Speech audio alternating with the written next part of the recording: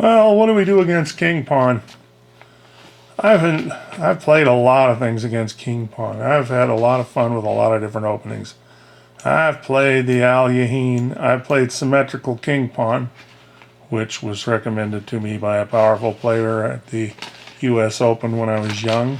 He played the Scheveningen Sicilian, and he said he'd regretted it all his life. He wished he'd went with the solid E5.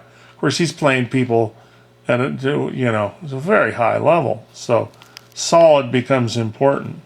Whereas, the lower you go, more pizzazz matters more, and some of this stuff isn't so important. I've spent time with the Caro-Kann. I've spent time with the French. I played the Kann Sicilian myself. I played the Nimzovich, knight to c3. Right, there's the Nimzovich. All right, there's the Caro-Kann.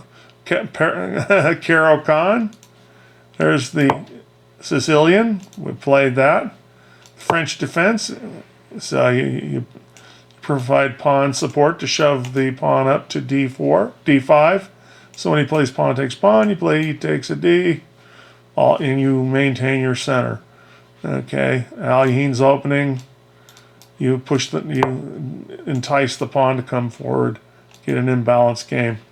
Then you can play a modern where you just play g6 first. Or you can play a perk, or you can play a modern. You can start with d6. And then you can play knight, and then you follow it up with g6 for a modern, or you play knight to f6, which is the perk. And so the usual difference being in the modern, you don't put the knight at f6, or it'd be a perk. So anyway, to make a very short story extremely long, I invented the Steve system. And it was after studying a lot of systems, I came up with a super system that is about flexibility. And you can get every pawn structure in chess from the Steve system. And you have lots of multiple ways of dealing with everything they send at you. In fact, I believe this system is so profound that if Hikaru Nakamura let me show him the Steve system, if he would let me do that, okay, he would become world champion, because this system just has too much flexibility. Solidity, well, maybe not. It's solid, it's good, but it's not like you're playing a monster. You're playing. Here comes the world champion, and he plays d4. I think d5 is a good choice, because you're going, I need uber solidity. This guy eats people for lunch. But the Steve system is really great. I think he could do it and become a world champion. In fact, I send out to Pichelkin VK, I said, Eric Rosen, Ben Feingold. Ben, you're ducking me. You haven't played me chess for forever. Okay, so you're ducking me. Let me show you this system. It might, it might elevate you another 100 points in your rating. It's so good. It's that good. And Larry Christensen, all of them, everybody, let me show you this great system. I've been playing it for 3 decades, and now I know it is one of the best systems in chess. Anyway, let's just never mind that. Anyway, I am playing Hocus Pocus Fidbus from France. What is it that, what is it? He's rated 25-16. And so, I think, I don't know what his real name is, but I don't think Hocus Pocus is, a common French name. But anyway, so what happens is he plays e4. And I had been studying the King's Indian and the modern, the Perk modern. So let's go back. So let's say they play d4, knight f6, c4, and then you play d6, knight to c3, g6, and here you are, you're at the King's Indian, okay? And then they can play a gazillion things. let's say they play e4, you play bishop to g7, and then they can play knight f3, or there's a lot of different move orders, and then you castle. The whole point of the whole idea is that what you're going to do is you're going to get a pawn structure like this. You play e5, he's going to pass with d5, and what's going to happen is now the center's closed, and so white will attack over in the queen set. Here's the you can play b4, the bayonet attack. You can play a number of things. Korchnoi played a really neat line from this classical bishop to e2, where he plays knight to b5 as a key move, and he actually goes into a7 and takes the c8 bishop. The c8 bishop is a very important bishop in the King's Indian. Okay, the black one's the bad bishop, right? So these pawns are on dark squares, and this gets in the way. And so frequently, what happens is they move their knight out of the way at some point. They play f5. They start expanding, and they try and trade off this dark squared bad bishop. And the white squared bishop is critical to the attack on the king side. This is black's best piece here. And so this bishop is a real problem. So what does this have to do with the Steve system and the perk? Let's go back to the perk, because a lot of the ideas are similar. So go e4, and the Steve system started with d6, and the idea was to get into a reverse French was one of the main ideas, but without the bad bishop. So, but the thing of it is, I was reading in these books where they're playing the perk, that is where say black plays knight to f6, and what happens is, let's not play knight c3, is in these lines where white plays bishop to e3 or bishop to g5. The idea is you put the queen at d2, and then you're going to trade off the dark squared bishop. And this is like the St. George attack, which also occurs in the Dragon Sicilian, where they put the bishop on this dark diagonal. And the idea, and in Fischer's memorable games, he talks about the St. George attack against the dragon, and he just said, he just goes, this is so easy, it's like, eating French fries. I just trade off the bishop, shove the h-pawn up, open the h-file, sack, sack, mate, mate. And that's, so, and so a lot of these ideas come out of that. And so in one of I was reading I had two books on the perk and the modern, and none was one of the books. And I remember a key line where they were saying, in this line where he's lining it up, that bishop to g7 was a mistake. Okay, so for instance, white was doing this, and the idea is that bishop to g7 was considered a mistake because when white, I'm not saying this specific position, but because this doesn't work here because the e-pawn's hanging, but I'm showing you the idea is that since black was going to have to trade the bishop anyway, otherwise white was going to play bishop takes at g7, and you didn't want to castle into that because then he shoves the h-pawn up, opens the h-file, goes, shoves it up and opens it up, right? So what he said was, well, it's a mistake to put the bishop at g7, even though this line that you had, the point was to put the bishop on the long diagonal, but here it's a mistake. So it dawns on me, the solution to the whole thing, okay, the solution to the whole thing is to play, okay, like the King's Indian or the perk, but don't even play g6. Delay g6. And then if the position works best with g6, do it later. But don't allow them to set this up. Don't allow them to take over this area. This is our area. We're the king. And so the idea is, okay, let's go back. So one of the ideas here is that you're trying to play an old Indian, where you end up playing e5, but you want to do it under better circumstances where they don't play pawn takes pawn, trade queens, and your king goes to the center, and you have one of these maneuvering end games. But rather, you're going to delay playing e5, but you want to play e5, and you'll deal with the open position, which is symmetrical. That's easy to play. If they pass, you're like in a King's Indian, but you can put the bishop at e7, where it's really easy to trade, and you can play an attack on the king side, which is your area that you should be the boss of, not them. Okay, and so the idea here is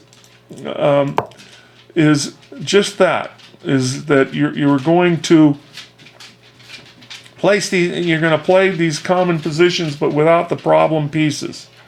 And so the other idea that was appealing to me was the idea of waiting for them to play their knight to f3, playing bishop to g4 and pinning the knight, so that then you could play e6 and d5, which would give you a reverse French. Hang on, puppy. Okay, I'll give you. Hold on, pup. Okay, it would be a reverse French without the bad bishop. So, okay. All right, hold on. I'm going to let him out. Oh, brother. Okay. So, like I said, knight goes to f3, bishop to g4, e6, d5, and then in closed Frenches, you just don't have this bad bishop. So this is one of the many ideas. There are huge numbers of ways to get into the Steve system. You can also, for almost a decade, I couldn't figure out a variant that I could play against queen pawn that got me my Steve system. But because it just didn't tend to work, putting the bishop outside the pawn chain, it just led to inferior positions. But over time, Todd Miller, showed me. He said, "Look at the Mexican hat," and then all of a sudden it was like a beautiful light bulb. The Mexican hat was how you turn the queen pawn into a Steve system. It has a lot of ways in which it turns into these positions. But anyway, all right. So there's an awful lot here. So knight to c3. This is very typical, and this was a key point where I was sort of struggling at here. I actually tried a check system. We're playing c6, and we're waiting on f3, and we're doing that. The problem is c6 is a lemon, to me. You can play it, but that doesn't have Steve ideas, because what you're going to do is in those French positions without the bad bishop, I got to play a second tempo to go to c5. And not only that, your knight can't go to c6 in a bunch of lines. It's a move that's not that effective. I just decided I'd prefer to play white against the check system. I don't like it. And then the light bulb, but it's like, what do I do? I'm waiting. I've played g6, I've committed, I'm in the perk. What can I do? And then the one most perfect move that is the Steve system method is a6. 1700 exclams. 1700 exclams. Because this flexible move works in so many of the positions, and it waits and it says, well, give me some clarity on what you're going to do. And so now if they play knight to f3, now you play bishop to g4. And then let's say play bishop to e2. I'm just going to play this one example. There's a large number of examples. Now you play e3. Let's say they castle, and now you play d5. Or actually, let's go back here. Let's say this is what they always do. This is like Tabia. It's not a good move order, but when you're playing hundreds of people, you'd be surprised how just at all levels they tend to play this, because it's so logical. It's give me your bishop, but I want to do this. Take, and then I'm going to play d5. I'm going to solid up on the white squares. I don't need a white squared bishop. This is my good bishop, the black squared one. So they can capture if they want. So what? This knight's at c3. I can at some point play c6, and both these minor pieces are dead, This is an easy position to play. White has no advantage whatsoever. You know, so I'm sure that, you know, the computer gets excited about it for a few seconds, but a few moves down, it'll turn its tail down and go, I have nothing. Anyway, we know this. Okay, so let's say they do this, which is probably not a good idea, but it's not losing. You can play, it's playable. Is now they're in a French, so you go there, and then knight to e2 is very good, but it has its own problems. But let's say they usually castle. Then you play c5, and the thing is that what's going to happen is you're going to bring these pieces out, and you're going to put pressure against their center. And there's lots of specific lines, of course, knight to d5 being one of them. But we've worked all these lines out. This is a really good system. But that's the idea what you're headed for. Anyway, is a reverse French. So, but they have another thing they can do. They can play f4, an Austrian attack type position, where they just go, I'm going to rub you out. I will smash your bones into grit and paste. So you just go, and so you play b5. Now, so now there's two things they can do. Okay, you're threatening to attack the defender of the e pawn, win the e pawn, and so they can defend the pawn, or they can play Austrian like and shove the pawn. Let's just say this is one of the main ideas, and the Steve Gambit that I came up with is you attack the knight, and then what happens is if they move the knight, now your knight gets the d5 square. But if they capture your knight, then you capture their knight. Then they take your g-pawn, and you can play pawn takes pawn to try and get a 3-queen position, but that's no good because they have a queen buried right here at h8. It's a really good queen. You have a hard time getting your pieces out because of it. You can't. The queen side's all busted up, so that line's not any good. You got to play it like a gambit. You got to play pawn takes knight. And say when they play pawn takes knight at f6, let's show this. Okay, so so what happens is you shove that there. They take your knight, you take their knight, and then they take here. You just take with the bishop, and then they play pawn takes pawn, and this is the Steve Gambit. And there are a number of ways of playing it. The two main ways is to first play bishop to b7 and then c5, or just straight away to play c5. And as you can see, the queen can go to a5, the knight's coming at c6, the rook's coming at b1. All your pieces just flow into the position. Yeah, you're a pawn down, but you get lots of play. And if you're really good, I mean, you watch Hikaru play. He's a wrecking ball, smashes people around like a rag doll, picks them up, wham, throws them on the head. Give him these kind of active pieces and see if anyone will survive. No one will survive. He'll rip their heads off and twist them around like the Exorcist doll, the girl, That'll be it. They'll go, I'm not playing Hikaru. I don't want to meet Bazuzu. Oh, forget all that. Anyway, so these are some of the main ideas. Let's go back, just so you'd be aware of some of the small pieces of the Steve systems. Okay, so he plays knight to c3, a6, the waiting move, and now he plays the Austrian attack.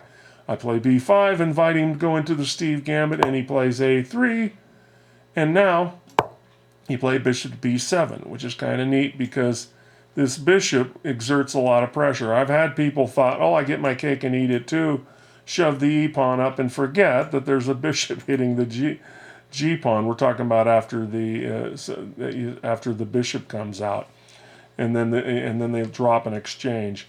But and the same thing if they shove it now. You have access to d5 with your knight, so everything's fine. So he plays bishop to d3. Okay, and again now if e5, the pawn hangs at g2. So now c5. These are best moves according to Steve. Okay. Okay, this is no, I know, this is no GM talking, okay, so take this for what it's worth, but I say this is the best move. Okay, c5, this is really good, this is really beautiful. I love this system, right, because a lot of times once you get c5 in, what happens is even if they could play e5, you play c takes a d, and their center crumbles up, and that frequently happens. Their center crumbles up, and your pieces are have a lot of scope, or they can maintain this rigid center that they can't do much with. So he plays pawn takes pawn. A lot of people play that. So I take back, and now the threat is you're threatening to play c4, attacking the defender of the e pawn, which is attacked twice. And if the bishop moves away, it'll be only protected once, and attacked twice, he'll drop the e pawn. Also, a slightly worse version is to shove the b pawn up, attack the knight, drive him away, the defenders of the e pawn go away. Okay, so now what does he do? He plays queen to f3. This is very common. I've had this position a ton. It's like these are 3-minute games. All of these games are 3-minute games. And so people have to move very quick. So, you're not going to be able to write a book on it. And a lot of times you get a position, you go, I'd like to think for a half hour, but you have 3 minutes. And no, you can't. You got to move quick. So, what happens here? Now, c4. Yay! He goes back, okay? And now, okay, after queen f3, which is a mistake, black is much better. Black played the not so good knight at b to d7, but instead, okay, wait a minute, I'm going the wrong direction. They should play queen to a5. I'll do that next time, which really does it. It does the trick. And the idea here is, all right, so the knight's pinned, and now you're threatening to play bishop takes at e4. Okay, you could play knight takes at e4 if you want. But then you've got a loose bishop back here, and if you ever move the knight, you better protect the bishop with that knight when you move it. So anyway, he goes, so he would go the logical bishop to d2. All right, and then, what do you play? b4. Yeah, that's the right way. So that's a really cool move. See, the a pawn isn't really protecting this b square because the rook back here is loose. If he takes the pawn, the queen takes the rook. So he goes this, thanks for the rook. Thanks for the free stuff.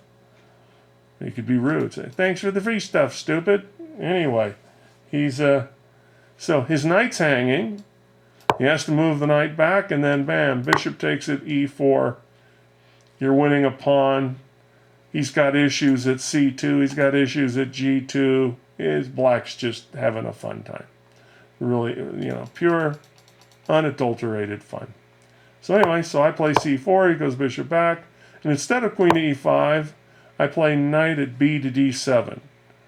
Because I just go, you know what, I'm just going to keep going here. I can bring the knight to c5. This pawn's pinned. It can't move because of the bishop at b7. And I'm just going to keep pouring pieces in here. Of course, this is wrong. Just go win stuff when you can win it. So he plays bishop to e3. We're playing moves very quickly. And a lot of these moves are going to be mistakes, but it's a very complex position. And it only just keeps getting more complex. So there's a lot to it. I mean, bishop to e3, it makes sense to me. Just developing, getting ready to, castle queenside. Of course, queen f3 is the start of his horrible problems. That's where the knight goes. This knight is, what is he? He wants to go kingside. He's got to do knight to h3, castle kingside. It's a trash knight, and he'll rue the day he had it. So after bishop to e3, you say, well, what should we do? Well, what we should do is we should go queen to a5. Right? See, that's a very good move, isn't it? But I played e5 instead. And that is definitely a blunder. It's taking a really good winning position and turning it against myself. See, I know this now. I'll play queen a5 in the future. So the thing of it is, one of the, if you look at the development situation here, I've got 3 minor pieces out. He's got 3 minor pieces, but he's got a queen out and he's ready to castle. He has more space, and the thing of it is this board, if it opens up, okay, could be a problem. You know, it could be problematical. So like he castles queen side, right? And then, but what I should play is I played queen to a5, but I should play b4, and that's the right move. So I play knight at b to d7, which is a slightly inaccurate move, as we said. Okay, so bishop to d3. So e5, not good. All right, so now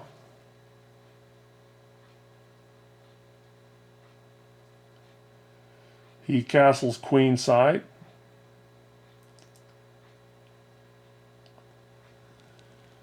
And b4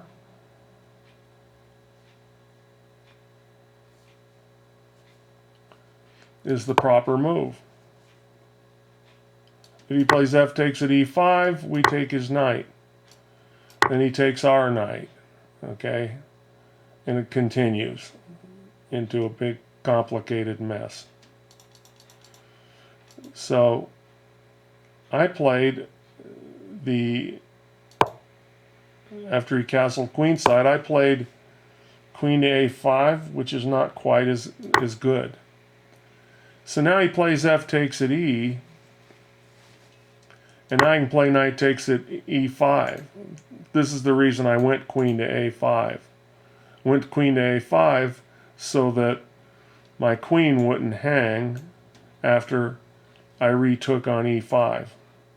And now this is sort of a key point, and white is, I've given away all my advantage, and white could play queen to g6. And that queen to g6 is a pretty good move. You know, white's got an edge here. And the thinking is okay, so my knight hangs on e5 with check. I can't develop my dark squared bishop because then my g-pawn would hang. And so my position's a little too loose. You know, now if I could have a bishop at e7 right now and castle kingside, while, you know, the rule is he can't take the knight, I'd have a better game. Well, that doesn't really, you know, mean a lot. So probably you got to play knight to g6, and then yeah, he plays e5, and then, you know, white has an edge here. Yeah, but it's not without density. Like I say, as you can see, the computer says bishop takes takes the a pawn, and then all hell breaks out on the board. You know, but anyway, so let's go back. He didn't play queen to g3. He played queen to f5, which the computer thinks is slightly dubious. But I can understand why he would play that move. It's the kind of move I would play. Because look, the idea is the knight hangs with check. Okay? Look at the queen, it's coming down to d7. He's got the rook coming at d7. Okay, that would be checkmate. And so when you're playing a 3-minute move game really quickly, you think, well, now I got him. Because he moves the knight away. I play e5, and if the knight goes away, I checkmate him, or I win the knight, right? So that's what would be, you know, that looks like a pretty darn good move. Now I happen to play. Okay, you'll find this very interesting. I played knight at f to d7, guarding the knight at e. Okay, so, and let's look at that. So, okay, excuse me, that's not what happened. I played b4. What happened was I played b4. And the idea here is that laterally the queen protects the knight that's hanging. I attack his knight, and that's supposed to work pretty well. But the real solution is here is knight to g6. Okay, and then you'd say, okay, but what happens if he plays e5? Now the move I played, b4, really works here.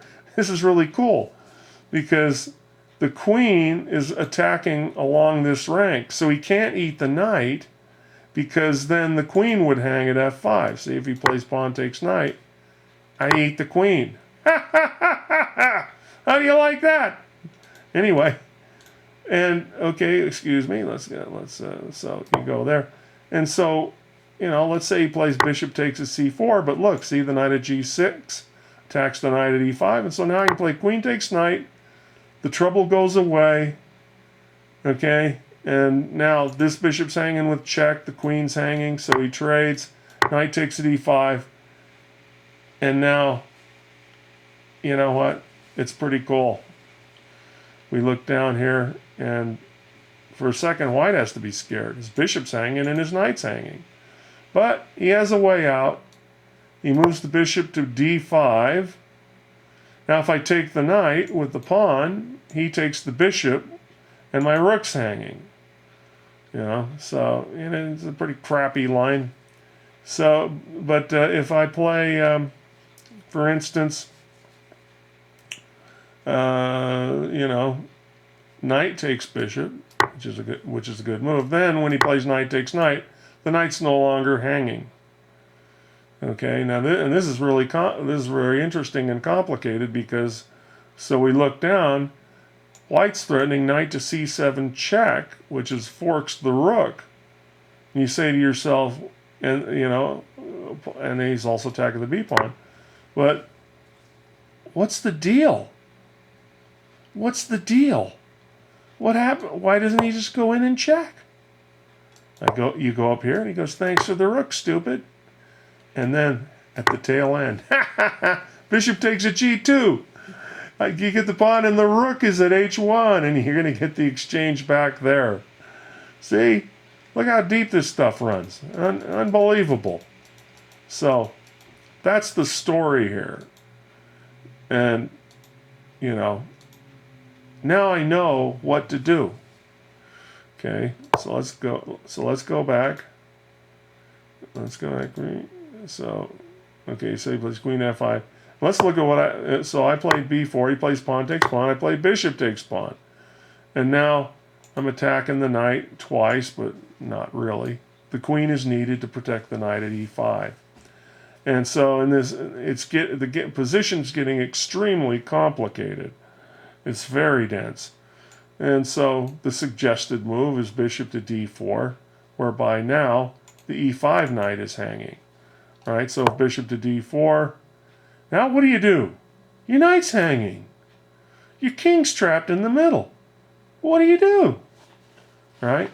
So a lot of the reason I played, what I did is that I didn't have answers to this stuff. But there is an answer.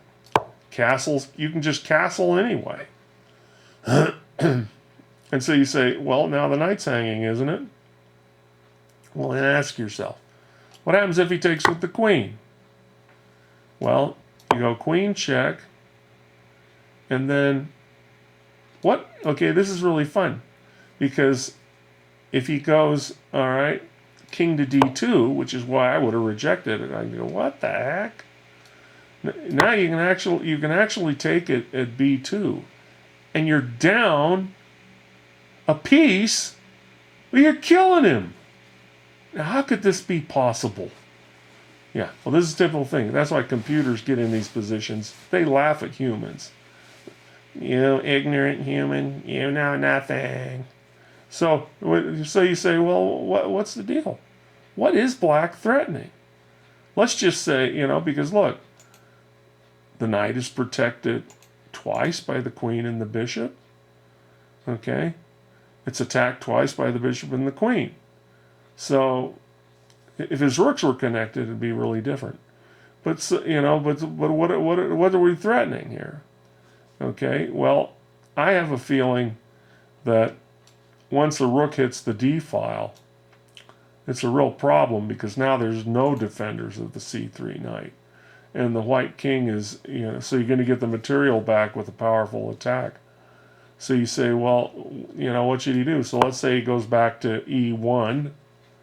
Okay, you just say, well, he's still up a piece, but this is very, so now you bring the rook to the d file.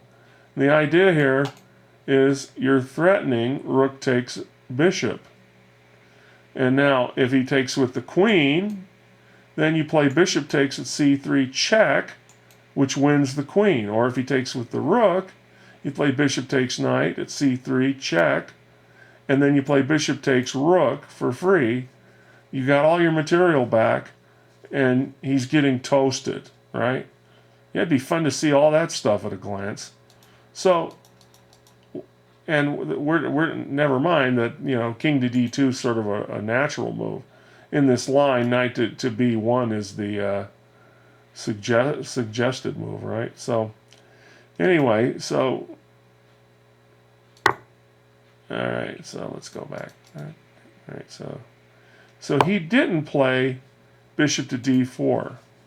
That's the nice thing about playing humans, is they're not sitting there, shoving perfect moves in your face all the time. The game wouldn't be fun, It's like, oh, this move here, oh yeah, at move 17, I missed this shot. I want to play humans that can't see very far, just like me. So he plays this move, and this is sort of dubious. Now, what's the point of this move? Well, here's the point is, okay, the queen is needed to guard the knight at e5. He would love to take the knight with check, right? And so he's going, here, have this bishop so I can take your knight with check. And so what should black do? What black should do is play knight to d3 check, removing the piece from there, just throwing it away. And then when he plays pawn takes pawn, now you take the bishop. Now you say, well, what's the difference, between that and the other? Well, when he plays queen e5 check, and you move over, okay, well, you have a lot of stuff going on, okay, that more than offsets it. And what are the threats here? Well, I would say that in this position, black is threatening to, what I'd say in this position is that if white, say, plays knight to f3, you play pawn takes pawn, bishop takes, and then of course you drive the queen from the post. The queen goes there, and you say, and you trade. I'm just reciting a computer line, and when it's all said and done, these the bishop pair prevail. It's amazing, out of all that density.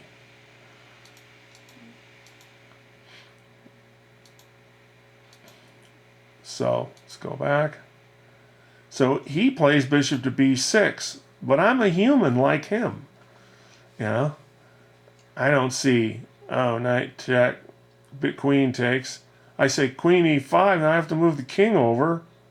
And I go, now my rook can't get out. Its position sucks, right? But it doesn't, And the computer know that. So I go, I'm not playing that really good move that gives me an advantage. I'm going to play this human move, a blunder. I'm going to check at a1. Okay, it doesn't look like a blunder to me now, right? So you say, well, what's going on here? Okay, and so now this is really interesting and fun. So let's say he plays king to d2, right? All right, so the idea is you can play knight takes check at e4.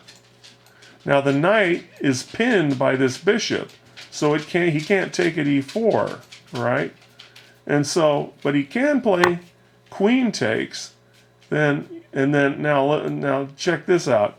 So let's say you go, well, I'm going to take his queen, but I might as well just sack my, play queen takes rook check before I do that, and then take his queen, right? But the trouble with that is that he takes the rook back with the king, and now the knight is no longer pinned because the king would be at d1. So let's see that. So let's say that you do.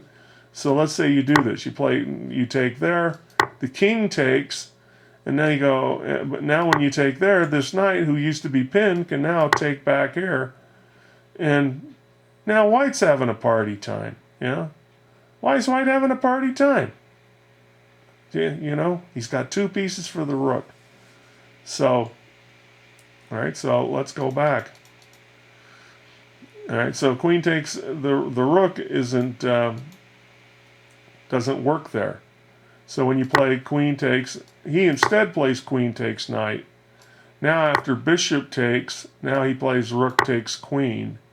And once again you may say, well, okay, what's the deal here?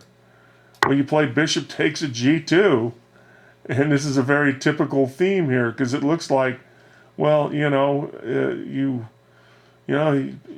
just took your queen. You didn't get the exchange on. You didn't get the exchange or anything for it, but you're picking up the exchange there at h1, and everything's roughly even. Isn't this amazing? Yeah, I mean, you could really think a long time on this position, right? So anyway, queen to a1 check, and I'm going, right on, Steve. You got it down.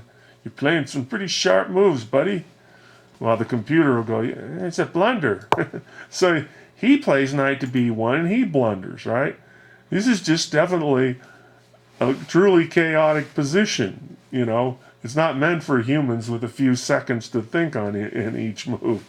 So he comes back, and I was thinking, yeah, good, we got it. We know what we're doing. And then I play this move, which is also bad. Isn't this crazy? What I should do is I should castle and get out of the center. And then if I get out of the center, now he plays queen takes at e5. And once again, it's the same old story. It's like I reject such a line because, well, look, he's got 4 pieces to my 2. But the computer sees this powerful shot, c3. And now black is threatening to mate at b2. Black is winning. He's crushing white.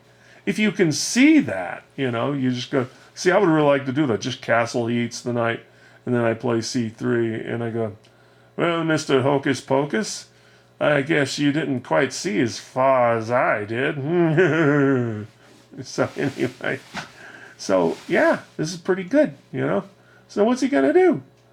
He takes the pawn, and by the way, this line here ensures I would have never seen this that quickly. Because after, you've done a piece and now your bishop's not really hanging. You can't take your bishop because of the pin. So his queen would hang at e5. But now you just smoothly play knight takes at e4. Wow. And so all of a sudden you're threatening, since the knight covers that runaway square at d2, if he moves the rook out of the way to give himself d1, okay, if he does something like that, what am I saying? Go back. Okay. So let's say he does that. We play bishop check, king there, and the knight hangs. Checkmate. Okay, so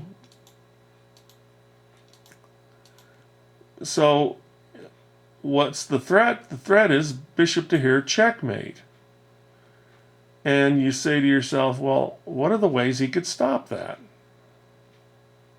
And now the computer suggests queen takes a g7, this queen sack. So I take, and the point here is bishop to d4. And after that bishop to d4 check, okay, look what it does. So you move your king, and now he can take this bishop that's trying to mate him. Wow. And so he avoids the mate. but he's getting slaughtered. My queen would be hanging, I have to move it, right? But look at that. Look how far out that goes. That's really neat. Those lines are neat. Okay, so let's go back. I didn't castle, because I didn't see all that. But now I do know. But I'll never be in this position, because I'll play better moves before I even get here. So I play knight at f to d7, and here's the idea. I want a castle, okay? But what I'm first going to do is I'm going to protect my hanging knight at e5, and then I'm going to proceed to try and do things to him. And that throws away this enormous winning advantage that I would have had I just castled. So what white can do here, white plays bishop takes at c4, but his best move would be rook takes at d7. And now the idea is, okay, I play knight takes at d7, and when he plays bishop takes at c4, what's happening is this bishop is aiming at f7 along with the queen. He's okay, and if I castle, my knight hangs at d7, and then my bishop will be hanging after that. And so, I would probably, had I been in this position, I probably would just castle, right? Okay, why? Because the thing of it is, you know, a computer says play rook to f7. I mean, rook to f8 to guard f7. But then this rook can't get out. I've got all this pressure hanging around me. In a blitz game, yeah, maybe that's the best move, but I wouldn't play it. I wouldn't play it because I don't think that I would. I don't think I could hold that position together at that speed against a really good player like this. So I would just castle here, take the knight, and then start firing pieces at him. Probably he takes the knight, I take at e4, and it's a good game. And I think I have a good chance to beat him in that game. Okay, so I would castle to here, even though the computer says rook to f8. So let's go back. Okay, so he didn't take at d7, which was his best move, but he makes a big mistake taking at c4. Why is that a mistake? Well, because it's a much harder game on me if he takes the at d7, giving up the exchange. Now I'm castled. My king is out of the trouble, and now I can attend to firing pieces at his king. I can just fire away. I love my position now. I've sort of stumbled into it, so to speak. I've played, you know, what I thought was the best moves, many of which weren't. So let's take a look at this complex, dense, you know, mess. His bishop is hanging at b6. Technically, my knight is hanging at d7 because it's attacked twice and protected once. So for giving up the exchange by playing rook takes at d7, knight takes at d7, queen takes at d7, after which he would have gotten two knights for the rook, and then now my bishop's hanging and so forth and so on. So, you know, that's what he can do. His bishop's hanging too. See, both of his bishops are hanging. So we have to, so this is real interesting. So the computer suggests bishop to b3. After bishop to b3, you say, well, isn't this bishop hanging? Not really, because after if he plays knight takes bishop, the protector of the e5 knight goes away, and then white can just take this knight. So that's completely fine. So he goes, okay. Instead, he plays rook takes at d7, which says, okay, now play knight takes, I'll take twice, and we'll go into that. But instead, see, because look, my bishop is hanging at b7.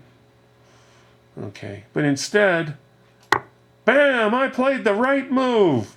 Knight takes at c4. Yeah.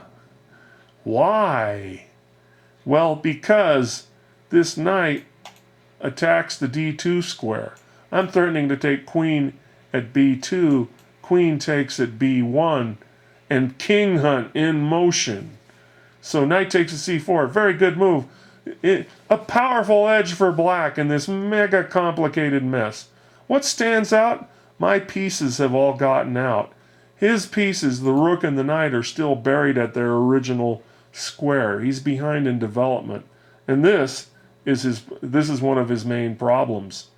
So now he plays the interesting bishop to d4, which guards against queen takes it b2 check and queen takes it b1 check.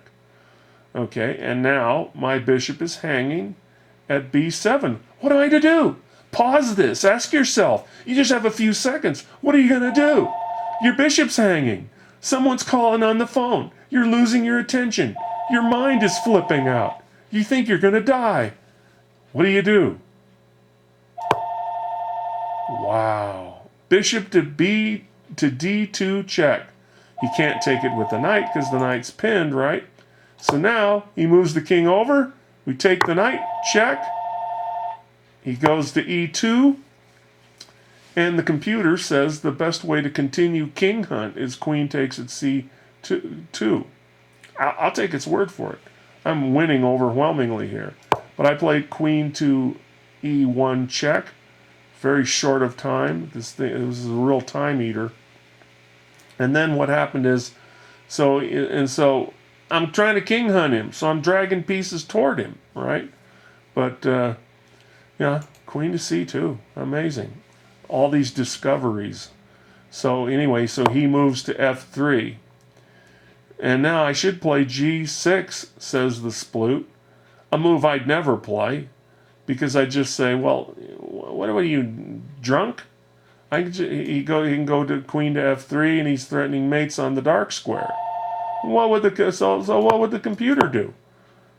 He would play queen takes at e4 and have a forced checkmate. These guys can find checkmates like nobody's business. He goes, yeah, you're threatening me with a checkmate or two. I don't care about you. Watch this. He just go, here, look, check. Here, all right, see? King hunt. Check. Here, check. And now he never gets to do his mate. He's got to sack his queen to a slow down mate. Check. Queen takes check. King here. Here, have a free pawn, sir. Have a free pawn. Yeah, because if king takes pawn, queen here, and I don't know what. What is that? Is that checkmate? So he goes, okay. So he goes, no, I am not going to take the poisonous pawn. And now the knight checks him. He goes here. And geez, what a thing of beauty. Look at this. The queen guards the dark squares. The knight guards this white runaway square. And the bishop mates at g2. Wow! No wonder computers aren't afraid of stuff like that, right? So, let's go back. See, if I would have played g3, which I, of course, would reject at a glance because of queen to f3, I just should see, that there's like, an 8-move mate, forced mate sequence in all forms right there. So, instead, I play a move that's still winning, but throws away a lot of the advantage. But then he's got to stop and think and work it out too to play the right move. What he should do is he should play king to g3, and then if I don't want a queen exchange, I have to go queen to e2 check to keep queens on the board. He blocks. Now my queen's hanging, and as you notice, he's shoving all the pieces back. He's playing rook takes at b7. I'm still winning. But, it's not simple, right? So queen f1 checks, not correct. But I'm thinking queen check, he's going to just, he's going to have to, block is what he'll do. And sure enough, that's what I expected. He's going to block. Because they go, well, what I do? Block. It's a check. Block the check. Knock the queen out, right? And so now, this is really fun. This is, And so I go, yeah, okay, check this out. Knight to e3 check, right? We wish, because then we'd win the queen with a fork. But it's not a check. Our queen is the one that's at f1. But with the beautiful move, the knight comes here, the queen is hanging, he goes there. To his credit, he found a very good move. Stepping into line with the bishop at d2. I'm going, gosh, do I have a discovery with this knight? What do I do? And I actually spent some time looking here. I got to knock him out. And I found bishop takes at e4. Yeah, bishop takes at e4. Why is this so good? after king takes, okay, I rook check, which is, I'm rook checking, and, but I'm going to pick up that bishop. But I'm just trying to fire pieces at him. I don't like him. So he goes, chessically speaking, I don't like the player of the opposing pieces. It's like if you're the black pieces, you don't like the white pieces. Does that make sense? Yeah, you can't like the white pieces when you're playing the black pieces. So he puts his rook here, blocking the check, and now I play f5 check. Now let's take a look at all the possibilities. Okay, so and he has hardly any time. That's the funny part. Can't go here, right? Okay, why can't he go here? Well, because I control that square. See, these are the easy questions to answer. Why not here? Okay. Well, that's an interesting question, isn't it? Yeah, I do know what happens here. If he goes to this square, we get to check him here.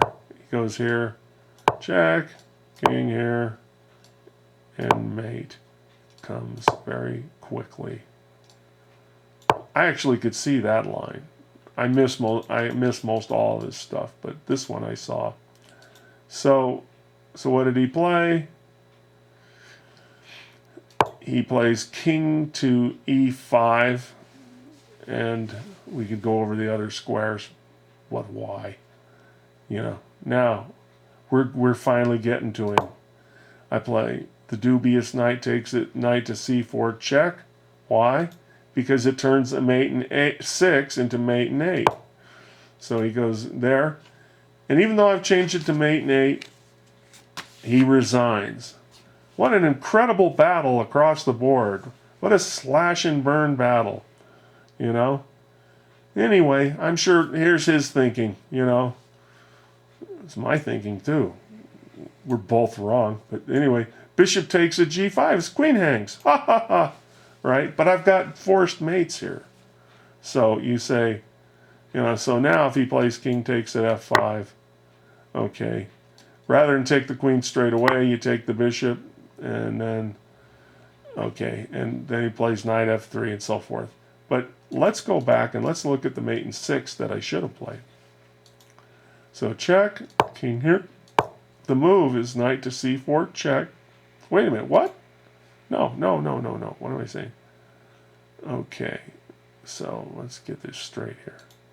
f5, he plays, okay, so he goes king to f5, and now, okay, it's my turn. Okay, so I play rook takes at e7. Once again, at a glance, how in the world is this the best mating continuation? I'm trading rooks, bringing his queen down here. How does this work? Okay, and I look around, so look at this. So this square is open, all right? That square is open, this square is open, and this square is open. These 4 squares are open. How am I going to get him on all those squares? Computers see this stuff really well. So queen check, all right? And so now you say to yourself, see, this is now actually where I can, so now king to e6, queen to d5, so king to f4, queen to c4 check, king back to e5, queen check, king back down here, queen to d5, which was a line earlier that we saw before, and bishop here mate. And so anyway, it's amazing. It's like you play a position like that, you just know you're missing buckets and buckets of stuff, and it's so complex. You got to play really quickly. But it's a complete fight it out battle. And usually when you're playing, players, 2,500 players and above who are pretty good, it's a better idea to have these crazy complications, because it gets out of balance, and you're both not in control. You're both missing all kinds of stuff, and there's not enough time to think it through. And so not only do you have a lot of fun, but you can have an upset of a very strong player. And that's a fun game with the Steve system. There are thousands of them online. You know, the Steve system is one of the best openings ever. Learn to play the Steve, and you too could become at least 600, 700 points higher than your rating. Okay.